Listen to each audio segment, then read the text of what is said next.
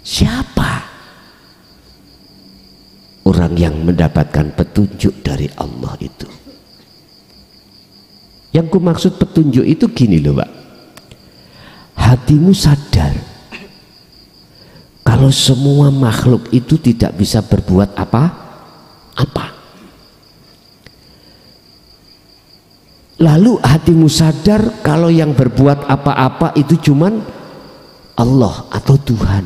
Loh itu loh sing saya maksud, sadarmu itu, sadarnya hatimu itu seperti itu disebut dapat petunjuk. Sebab apa dia dikendaki Allah? Terus golongan yang mana yang dikendaki Allah? Yastami'unal qaul, karena dia itu tidak hanya mendengarkan ajaran Rasulullah, ajaran Allah yang diwasilahkan lewat Rasulullah yang disebut dinut tauhid ini. Tidak hanya dia mendengar, tapi dia wa aminu, dia beriman. Tidak hanya beriman, dia pun wayattabi'una aksanah, dia menjalankan kholwat, menjalankan zikirnya itu. Lah ini golongan yang aku yakin kok bukan jenengan sing dikehendaki, gak mungkin jenengan sampai di sini. Gak mungkin jenengan iku buka-buka YouTube ngaji tauhid, gak mungkin. Paling sing dibuka iku piye carane sugih, piye carane ndang nyaur bisa nyaur utang. Akhirnya ketemulah pengganda uang. Wis mahari semene anten najur tambah led. Kadang-kadang gak seperti itu, buka nomor togel iki mungkin 1 ditambah dikurangi ditambah kurangi tambah, yaiku jenenge wong adang gak mateng wong dadi lho Pak, buka ditutup dibuka ditutup. Wong masak gak mateng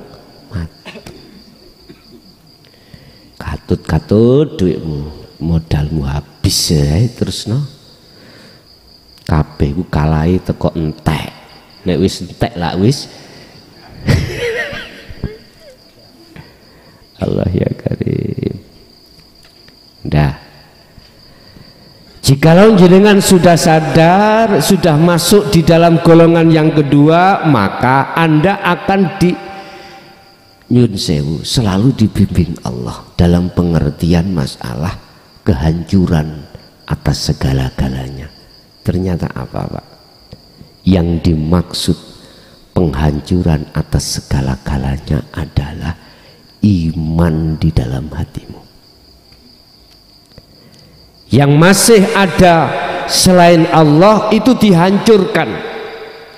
Makanya bahasa kinayah Allah di dalam syariat, kalau hari kiamat semuanya itu dihancurkan.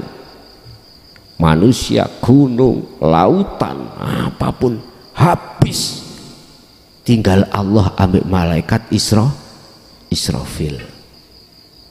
Israfil tiupen yang kedua serompetnya itu untuk membunuh dirimu, ditiup pret.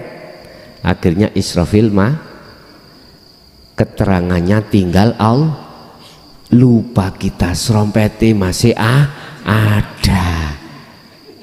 Lagi gak dibahas serompetnya.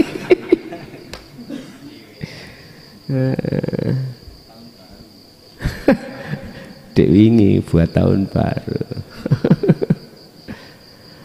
Bapak Ibu,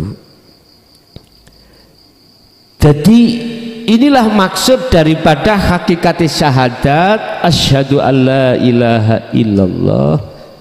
Mataku goleki oh iki ya.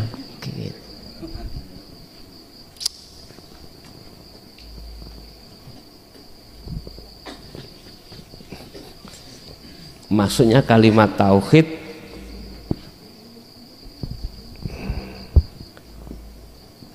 la ilaha illallah illallah.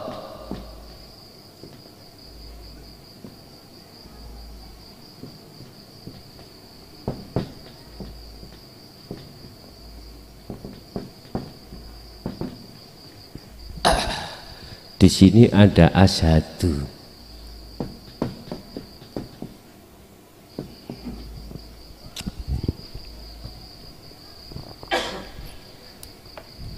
Inilah maksud la ilaha itu, yang ada di dalam hatimu tidak ada Tuhan, terus kok adakan berupa selain Allah, itu bisa mendatangkan manfaat dan mudarat, itu dihancurkan Allah.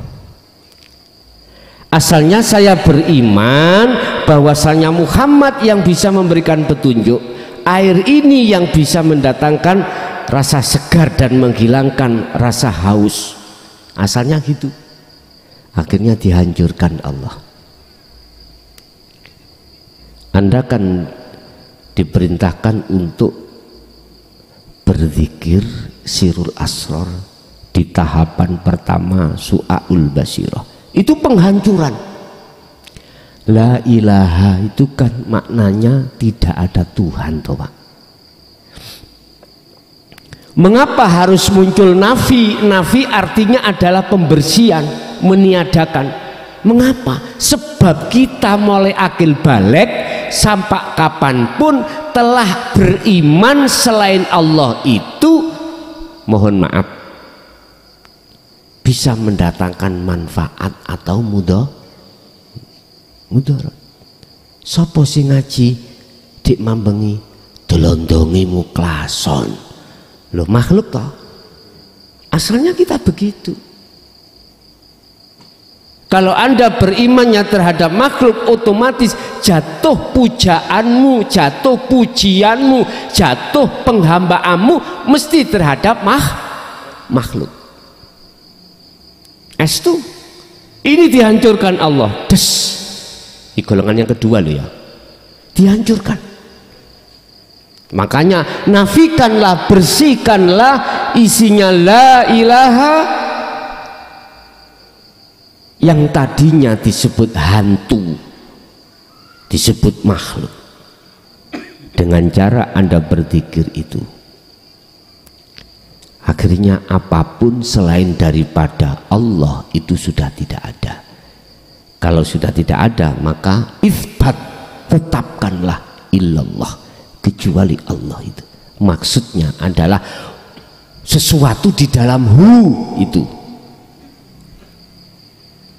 yang kau mengatakan kosong tadi loh. Kalau sudah sampai di situ, maka disitulah Anda yang digolongkan oleh golongan waliullah, aulia Allah. Itulah golongan kekasih Allah. Inilah yang dimaksud sesungguhnya penghancuran atas segala hal apapun. Ya ini.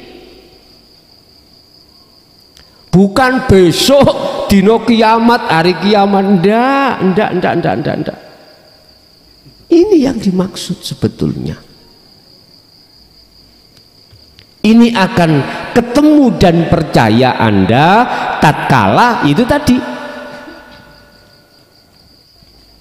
Anda menerima bimbingan langsung dari Allah ini, dan Anda melaksanakan apa yang petunjuk-petunjuk yang diberikan tadi. Lah, jikalau Anda mau seperti ini Bapak Ibu, Allah tuangkan dalam surat Al-Mu'minun ayat 1 dan 2. Qad aflaha, sungguh betul-betul beruntung, bahagialah sopo al-mu'minuna, piro-piro wong sing beriman dan melaksanakan ini, fi sholatihim khosyi'un, di dalam sholatnya dalam keadaan khusyuk. Maksudnya sholatnya menghadapnya lewat berbagai aktivitas. Jadi yang ku maksud fi sholatihim khosyi'un, ketika Anda menghadap menghadapi perkara apapun, aktivitas apapun, ruhaniyahmu itu jatuhnya iman hanya pada Allah. Kalau saya tarik di dalam hukum syariat, baik ketika jasmaniyahmu itu melakukan sholat maupun aktivitas di luar sholat. Lah itu loh. Nggih niki lho sing kula maksud lam fisomalaha, tali yang tidak pernah putus. Sambung terus. Jasad ketemu istri, suami, anak, teman, senior atau siapapun, ruhaniyah tetap bertemu Allah. Tapi yo gak usah ditohirno, tekon dicak metuki Allah kalau sampean dohirna golongan sing nomor siji mang, mohon maaf, golongan yang terbanyak ngamuk-ngamuk Pak. Mosok tegan iku Allah, ngombe apa mang? Ngombe Allah. Sing ngombe Allah berarti awakmu Allah lah, gak bingung gak ngene iki, bingung. Cukup di dalam hati. Tapi jikalau orang golongan pertama memohon siraman terkait nopo sing sak jeruni dinu tauhid, minta jenengan ya aja mleki, kasih ya, kasih.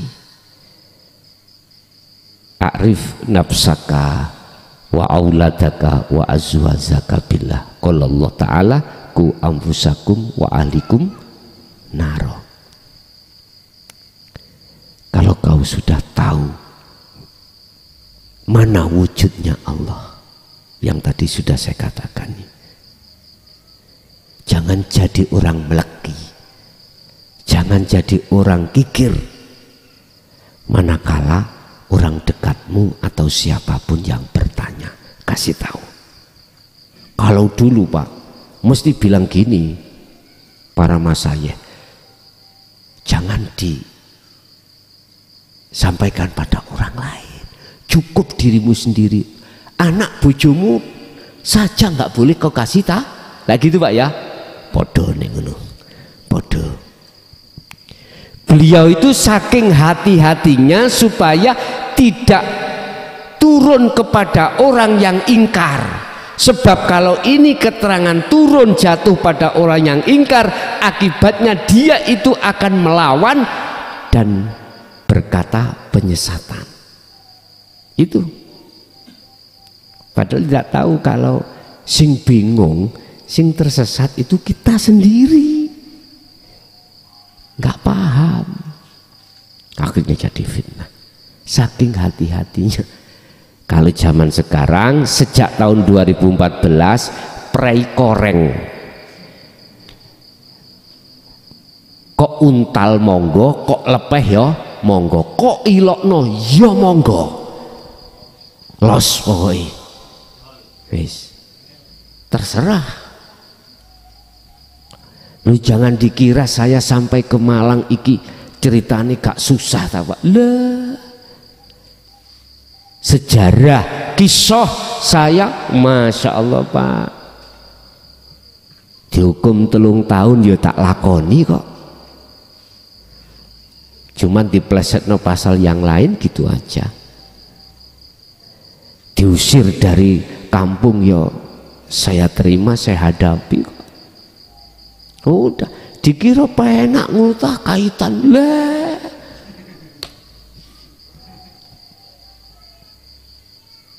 Sekarang aja jenengan melihat mengira wus enak ya Gus viral ndasmu ngono tambah kaisok turu.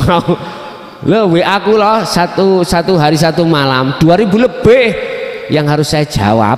Lah wis apa sih ini.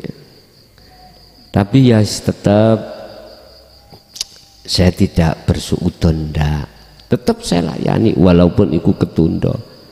Lah saya sendiri tak siasati kan, jadi waktu jawab tak pateni. Biar sing tak jawab gak eruh. Kalau sudah selesai tak buka, tak ono seret krotok guys. Wis. Gak katik gerimis Pak. Grotok. Wis ya, wis leren dhisik. Kok pateni mana jawab lagi. Makanya jangan heran Gusti kok saiki nomor WA-nya kok sering off. Tondone nguniku aku jawab bos, ngeten lho. Tak jawab keadaan on. Satu jawab selesai, 5 datang. Kapan marine? Gak mari-mari pun. Wis Bapak Ibu hadirin jamaah rahimakumullah. Sungguh bahagialah kau. Sebelum datang kematian itu kau sudah menghancurkan semua apa iman dalam dadamu selain Allah. Sehingga yang ada adalah aku Allah dalam hatimu. Semuanya. Kau beraktivitas apapun, akunya Allah. Yang ada iman di dalam dirimu. Dirimu sudah tiada, sudah fana. Inilah maksudnya. Makanya asyhadu itu adalah isyarah debno wajah ruhmu terhadap wajah Allah itu. Ngaten lho. Ini wajah tu wajia. Sifatnya Allah lilladzi fataras samawati wal ard, yang melimputi segala hal apapun, yang menguasai segala hal apapun, yang menciptakan segala hal apapun ada di situ. Sampai Allah dawuh terhadap Muhammad terkait status Allah, kondisi di manakah Allah itu. Sampai Allah tego ngomong ngeten Pak. Idza sa'alaka ibadi anni fa inni qaribun. Muhammad, jikalau hambaku bertanya tentang aku ini di mana, katakan ini qaribun, sesungguhnya saya itu dekat. Tapi nak rasenggolan, sebab sing disenggol wis gak ada. Wis Anda sudah tiada, itu akan paham Anda. Makanya tadi saya katakan wujudnya Allah iku cah, ini lecah, dan ini ada di dalam atau di luar dirimu. Kalau sudah kau kefanaan, maka sudah tidak ada di dalam, sudah tidak ada di luar, karena dirimu sudah tidak ada. Bahasa awal, bahasa akhir, bahasa dohir, bahasa batin sudah nggak ada. Karena yang ada hanya aku Allah. Udah. Kondisi yang seperti ini Anda akan gila. Anda akan gila. Gila bahasa umum. Kalau bahasa Quran majnun. Bahasa yang sederhana, Anda akan mencintai hanya Allah. Ngono lho bahasane. Bukan gila sing tak maksud nyelulun embong-embong ruwe-ruwe, bukan. Gila yang ku maksud tidak ada yang kau cintai kecuali Allah. Yuhibbukumullah wa yaghfir lakum dzunubakum wallahu ghafurur rahim. Jikalau kau melakukan hal ini, yuhbib, kata Allah Ali Imran 31, yuhbib, cintamu akan diterima oleh Allah. Karena cinta selain Allah dalam hatimu sudah kau lepaskan, sudah kau hancurkan. Cintamu cuman pada istrimu, pada suamimu, tidak ada cinta yang lain. Makanya wong Jawa ngarani garwa singkati sigare nyawa. Lho ngoten lho. Udah, itu toh cinta sejati itu maksudnya. Jadi rondo kempling hilang, rondo teles hilang, apa maneh rondo tuweh hilang. Yang ada adalah adinda yang tersayang. Lah ngoten nggih.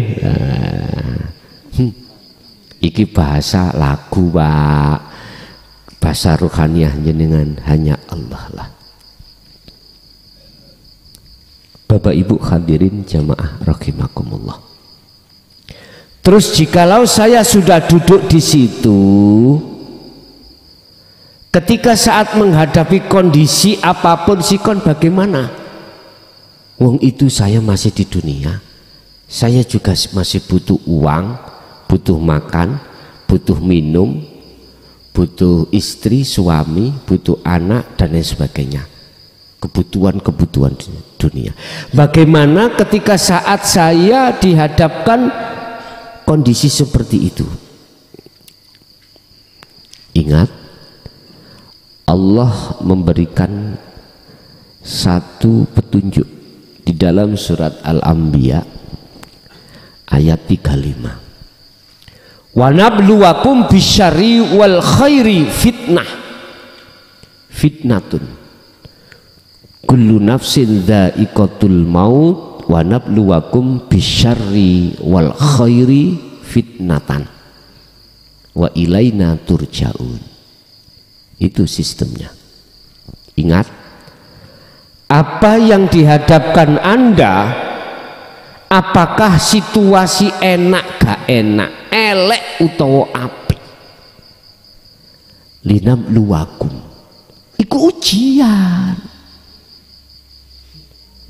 Isinya ujian, hatimu iman pada siapa? Pada Allah yang menguasai ataukah selain Allah yang menguasai? Nah, Bapak Ibu, apakah ini tidak tabrakan dengan ayat yang mengatakan baik dari Allah, jelek dari nafsu sendiri? Enggak, Pak, enggak tabrakan. Itu untuk mencucikan akalmu supaya paham sebenarnya yang berkuasa baik jelek maupun baik itu adalah Allah. Itu akan paham manakala hati kita jatuh pada dinu tauhid, baru paham, gak protes lagi. Sebab di dalam dinu tauhid manakala masih muncul dua, kalau baik dari Allah, kalau jelek dari nafsu dalam dirimu sendiri, maka ada pangeran luru bulian, ada penguasa ganda. Berarti kita masih menyekutukan Allah. Terus bagaimana caranya tidak menyekutukan? Iki air wis anggap air yang menyehatkan. Ini baygon, tahu baygon ya? Teudan. Memang Bapak Ibu, mohon maaf, kalau kita melihat makhluknya baygon dan air, mesti jatuhnya iman kita pada makhluk yang bisa memberikan manfaat seger, yang mendatangkan mudarat kematian, kita sakit. Tapi coba lihatlah yang sebenar-benarnya, siapa yang menguasai dalam kematian, yang menguasai dalam baygon, yang menguasai dalam air, siapa? Kembalilah pada satu ayat, innahu bikulli syai'in muhit. Kembalilah pada ayat yang Allah katakan, la haula wala quwata illa billah. Berarti kita masuk ke wilayah ruhaniyah, wilayah tauhid baru. Oh iya ya, kalau nggak ada Allah ya nggak bisa. Terus lantas mengapa Allah kok membuat wasilah lewat air dan baygon? Jawabannya cuma satu, karena kau masih di dunia si basaria, masih basaria, kita manusia. Makanya dihadapkan sifat basaria logika, yaitu cuman jangan duduk di situ hatimu, cukup logikamu aja. Hatimu itu harus hanya pada Allah, kepada Allah. Wa ilaina turja'un. Kalau itu ujian, kau akan bisa lolos dari ujian itu manakala hatimu beriman pada Allah. Wa ilaina turja'un. Ingat, kau akan dikembalikan pada Allah. Kembalilah kau pada Allah. Artinya jangan melihat syarri wal khairi, jangan melihat baik dan jeleknya, jangan melihat jelek dan baiknya, jangan. Karena jelek dan baik itu perilaku masih disebut makhluk. Lihatlah sirul asrornya, rahasia di dalamnya. Siapa Allah? Baru jenengan akan aman.